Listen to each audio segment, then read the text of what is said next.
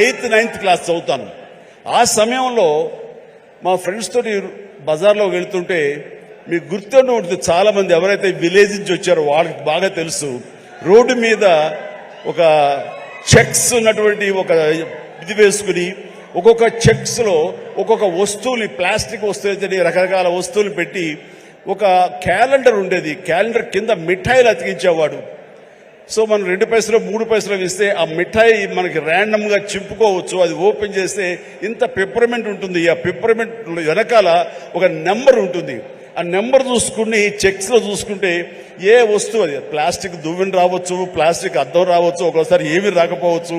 అలా చూసుకుంటే నాకు ఒక క్యాలెండర్ వచ్చింది. ఆ క్యాలెండర్ ఇచ్చాడు. ఓపెన్ చేస్తే హనుమంతుల వారి క్యాలెండర్, ప్రసన్న ఆంజనేయ, గుండె చీల్చుకున్నది. ఆ హనుమంతుడు వాడు ఏ సమయంలో వచ్చిందో ఈ రోజుకి మా ఇంట్లో అది అలా కొలువై ఉంది. ఆంజనేయ ఫ్రేమ్ కట్టి అది పూజిస్తూనే ఉన్నాను గత ఎన్నో సంవత్సరాలుగా. దాదాపుగా నాకు 12-13 సంవత్సరాలు అప్పటి నుంచి